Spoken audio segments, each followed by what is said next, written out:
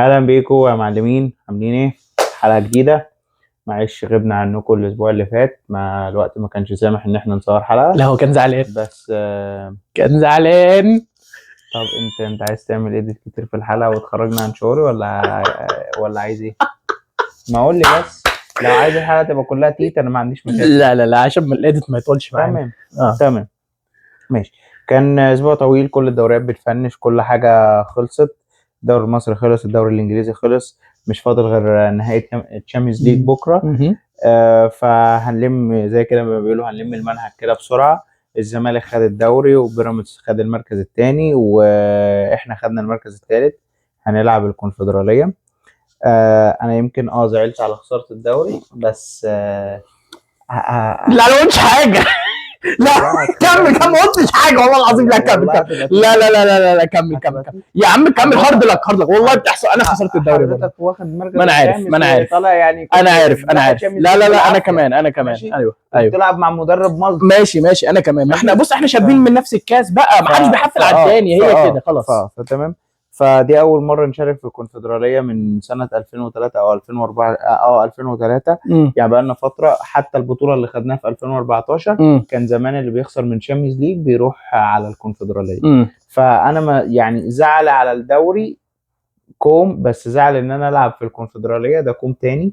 مش من مستوايا، بطوله اقل من مستوايا. انا بطولتي بلعب دايما في الابطال. انا سمعت شعارات ان الاهلي ممكن ما يلعبوش في الكونفدراليه، اللي هو هينسحبوا. لا هنلعب فيها. بس هو الفكره كلها ان هم كانوا بيقولوا ان احنا لا، ممكن الفتره دي ما تلعبش في بطوله ضعيفه زي كده وتلعب مع بس كل دي اشاعات، ولسه اصلا يعني محدش عارف. في كلام كتير عمال بيتقال، بس هو خلاص الامر الواقع ان انت تلعب في الكونفدراليه. حتى لو في احتمال 1% ان انت الزمالك ما يعرفش يخلص الرخصه بتاعته ولا يشيل البان اللي عليه.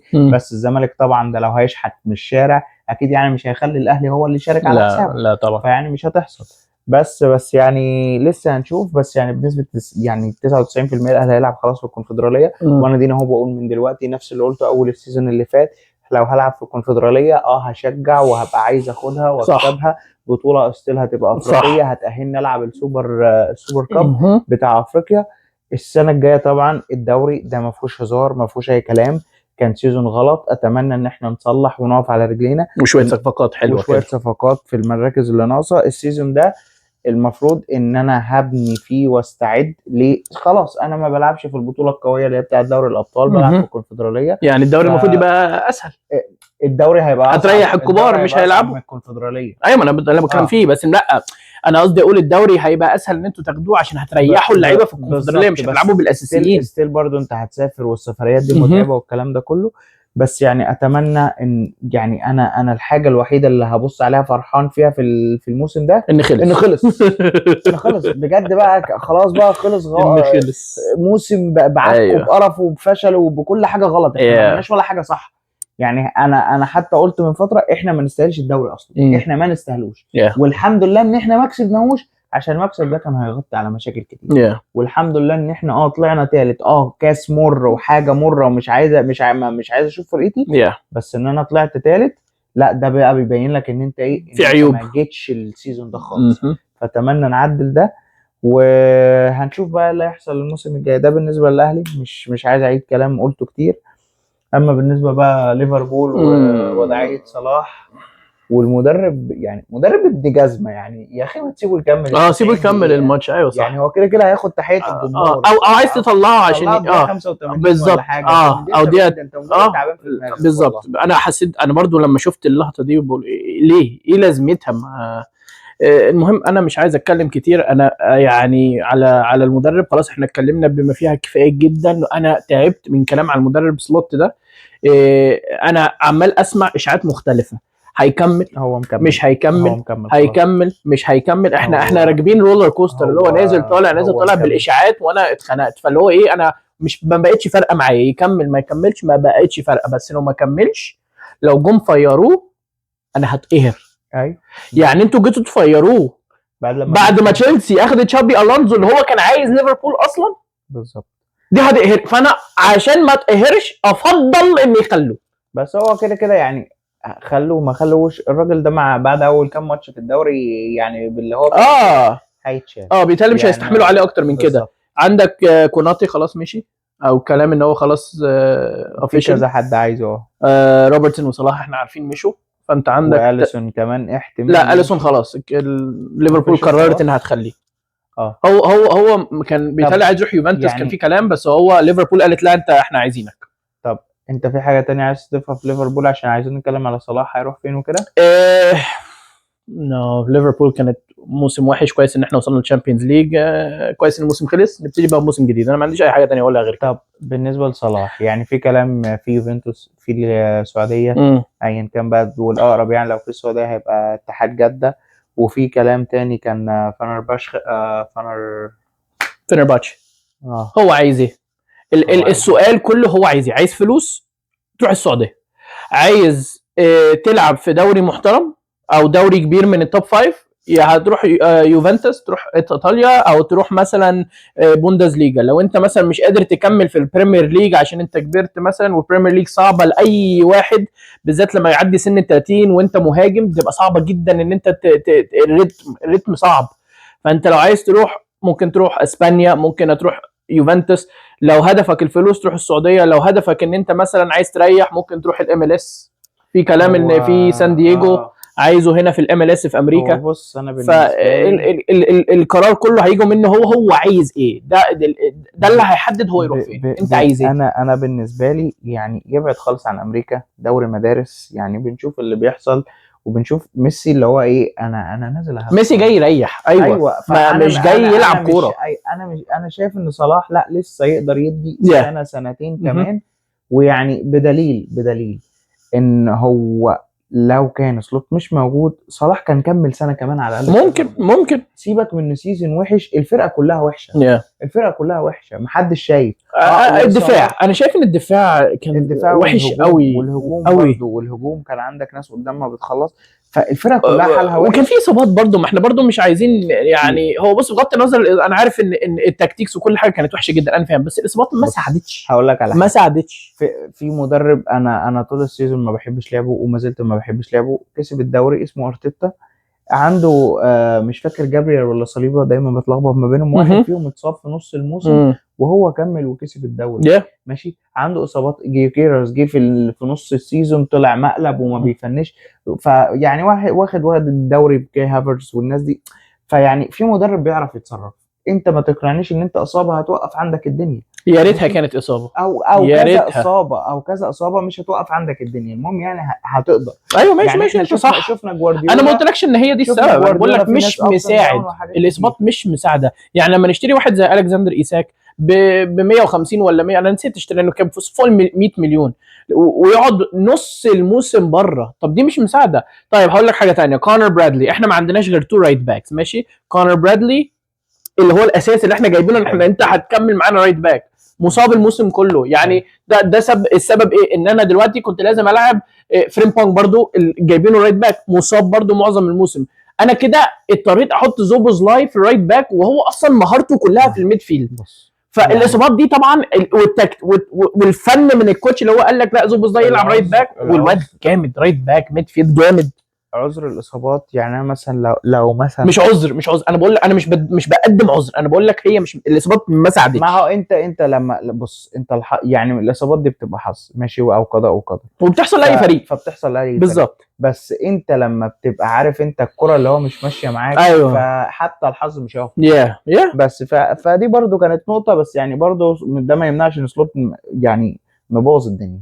مبوظ الدنيا على الاخر. بس خلينا نرجع لصلاح. انا بالنسبه لي انا شايف ان صلاح يعني احسن اوفر من تقدم له في ضمن الحاجات دي كلها هو يوفنتوس. انت هترجع الدوري الايطالي برضه دوري اسهل، مش ودوري كبير ودوري كبير. لكن السعوديه والكلام ده كله هو ده يتوقف على قرار. انت لسه شايف ان انت عندك في الكوره تقدم وعايز تلعب وتحقق ارقام اكتر، وبعدين هو ممكن يروح السعوديه في اي وقت. الشامبيونز ليج السعوديه رونالدو راح هو 40 سنه. وصلاح من هو محافظ على جسمه هيكمل لا يقدر يكمل لسن ال 40. فصلاح لسه عنده قول مثلا سنتين في اوروبا، وبعد كده يختار بقى امريكا او كده. بس يعني ده انا افضل، بس بصراحه هتضايق لو راح تركيا او راح السعوديه، يعني هتضايق، او جاي هنا امريكا هتضايق على الاقل لو راح توب 5 ليج زي يوفنتوس مثلا هنقدر نتابع بالظبط. بس لو راح السعوديه مش هتابع انا ولا بتفرج على الدوري السعودي ولا هتفرج عليه حتى لو مين راح. هم متوقعين ان رونالدو وميسي واللعيبه الكبيره هتروح السعوديه يبقى احنا هنتفرج. انا مش هتفرج. في ناس اكيد بتتفرج اللي هم عمري ما اتفرج لو عملوا ايه. طيب ده بالنسبه للدوري الانجليزي. الشامبيونز ليج بقى اللي بكره، الشامبيونز ليج بقى اللي بكره بي اس جي ان شاء الله هتكسب. بي جي ان شاء الله بي اس جي تكسب. انا شايف ان بي جي هتكسب زي ما كل الناس، بس يعني الماتشات دي انا شفتها قبل كده كتير تشيلسي بالظبط شفتها قبل كده كتير. ويعني السيناريو انا بقول بي جي بنسبه مثلا بتتكلم 60% بي جي تكسب 40% ارسنال. والنسبه دي لسبب، لان انا عارف ارسنال يعني الماتش بكره، خلينا نتفق ان الماتش بتاع بكره مش هيبقى فيه جوان كتير. خلينا كمان نتفق ان ارسنال عايزه الشامبيونز ليج اكتر ما كانت عايزه الدوري. لا هم كانوا عايزين الدوري اكتر من لا انا مش مقتنع. لا هقول لك ليه. عمرهم ما كسبوا الشامبيونز ليج. ايوه انا فاهم، بس الشامبيونز ليج انا لو ما كسبتوش اللي هو خلاص عادي مش حاجه جديده، بس دي بطوله الدوري دايما بتاع بلدك بيبقى بالنسبه لك مهم. بس هم واخدوه انفنسبل 22. ايوه طب ما ليفربول اديله 30 سنه ما خدوش وبرده كان بيطلع بالشامبيونز ليج بالظبط، بس كسرت العقد. فهل ده يحصل زي ما حصل مع ليفربول لما كسب الدوري وبعدها كسب الشامبيونز ليج؟ خسر الشامبيونز ليج. انت كسبت الشامبيونز ليج الاول وبعدين الدوري صح؟ كسبت في 2019 كسبت الشامبيونز ليج بس خسرت الدوري. لا خسرت الدوري الاول عشان الشامبيونز ليج دايما بعد الدوري. كسبت الشامبيونز ليج. وده انا بتكلم في السنين، انت في الاول كسبت الشامبيونز ليج يعني مع كلوب كسبت الشامبيونز ليج وبعد كده السنه اللي بعديها كسبت الدوري. كسبت الشامبيونز ليج الاول فهم دلوقتي كسبوا الدوري. يعني انا بالنسبه لي يعني ارسنال موضوع ان هو كسب الدوري ده زود من فرصه ما قللش. ليه؟ اللعيبه داخلين بقى متحمسه. لا غير كده اللي هو انت خلاص انت فري ستريس ما عليكش اي حاجه. انا بالنسبه كسبت خسرت الجمهور مبسوطه كده. انا بالنسبه لجمهوري انا جيل الذهبي احسن جيل في يعني جيل في ارسنال في اخر 20 سنه، حققت الدوري اللي كان غايب فكسبت خسرت كده جمهوري اصلا ومن دلوقتي على السوشيال ميديا بالظبط بيحفلوا بالظبط. فاللي هو انت بتلعب من غير ضغوط تمام. الماتش بكره هيتحدد. يعني انا شايف ان اول ربع ساعه اول نص ساعه بي جي من الفرق اللي بتنزل هي ضغط عايزه تجيب جون. لو عدت ارسنال اول نص ساعه دي الماتش هيبدا كل لما الوقت يعدي هيرخم على بي جي اكتر. ليه؟ لان ارسنال هتبقى نازله هو انا عايز ادافع وصلت بنكليات انا مش فارق معايا جات لي سيب بيس مثلا كورنر فاول اي حاجه زي كده ديكلان رايس يسرقوا هدف بس انا برضو هجوم بي جي كفاراتسخيليا وديمبلي وديزريدوي صعبين جدا ان هم يطلعوا ما يسجلوش الثلاثه. فالماتش صعب بس انا اللي انا يعني هيبقى ماتش حلو هيبقى سخن رايح جاي. بس اللي انا متوقعه انه مش هيبقى فيه اهداف كتير. يعني الماتش ده هيبقى 1-0 2-1 حاجه زي كده. مش هتفتح زي السنه اللي فاتت 5-0 الكلام ده. لان ارسنال حتى لو دخل فيها جون هيفضل برضو مقفل ومدافع لحد ما يخطف تعادل او اي حاجه. انا مقتنع بالكلام اللي انت بتقوله ده. خلاص احنا هنشوف اللي هيحصل بكره. بس دلوقتي انا احب اتكلم على ايه بقى الموسم اللي جاي بقى. ماشي الموسم اللي جاي. بس قبل الموسم اللي جاي في اهم من كده كاس العالم ومصر. ومصر انا عايز بقى نحط الاتنشن على مصر عشان دلوقتي مصر علنت التيم يعني السكواد. بص في اي مفاجآت انت شايفها؟ لا هو يعني كل حاجه متوقعه ما عدا مصطفى محمد. انا شايف ان هي مش مفاجاه لان هو اصلا مع فرقته ما بيلعبش. انا ماشي انا شايف المفاجاه عشان هو كان حضر كل مؤتمر بالظبط جاي في المنطقه اللي هو الفريق اللي يفرق. وتلاقي نفسك ما هو واحد صغير اسمه حمزه عبد الكريم سنه 17 18 يلعب على حسابك والواد جامد مش مختلف. انت دلوقتي انت لما بتيجي بتبص للمهاجمين انا عندي مهاجم بيلعب في السكند تيم او الريديف تيم بتاع برشلونه وكل ماتش تقريبا بيجيب جول وبيكسب مع فريق وقوي بالراس. خلينا برضو نكون صراحه انا تقريبا من حمزه عبد الكريم مش هيشارك في كاس العالم في اي ماتش الا لو في اصابات. مرموش هيبقى الاساسي ولو في تبديله هيبقى بيدخل صلاح وينزل هيثم حسن يلعب على الوينج مكان صلاح. فتقريبا حمزه عبد الكريم هيبقى الا بقى لو انت حصلت بقى معاك بقى ماتش مثلا زي مصر وده برضو يعني ادينا بنقول من دلوقتي ماتش نيوزيلندا مش هيبقى ماتش سهل، ده هيبقى ماتش صعب. كل الماتشات بس هتبقى صعبه. كل الماتش هتبقى صعبه، انت بتلعب في كاس عالم يعني احسن فرق. مم. بس يعني مثلا لو حصل في الكوره ماتش نيوزيلندا مثلا انت كسبت بجون واثنين وثلاثه والنتيجه مريحه معاك، ممكن ينزل لك ربع 10 دقائق. او مثلا الماتش الثالث كان تحصيل حاصل مثلا واللي هو ممكن ينزل. بس هو فكره حسام حسن انا جايب ده، هو انا مش جايبك عشان هتشارك في كاس العالم، بس انت لما تيجي واحد زي ده يقعد مع صلاح ومع مرموش خبره يعرف من صلاح ومرموش طب اعمل ايه عشان استفيد، هيدوا له نصايح وهيشوف الناس دي في التريننج اللايف ستايل بتاعها، الحياه، الاكل، الكلام ده كله. فهو بيجهزه للمستقبل. انا متحمس له، الواد جامد. انا بشوف اللقطات بتاعته وهو بيلعب، والفتنس بتاعه بدنيا وجسمانيا الواد شكله اتغير. الواد شكله اتغير، ما ده بقى انا متحمس له قوي. المشكله هو الموسم الجاي على فكره شكله بنسبه كبيره هيلعب، ممكن هيتاهل للفيرست تيم بقى، الفريق الاساسي. ممكن مش من اول السيزون، ممكن يعني في نص السيزون لو هو كمل على كده.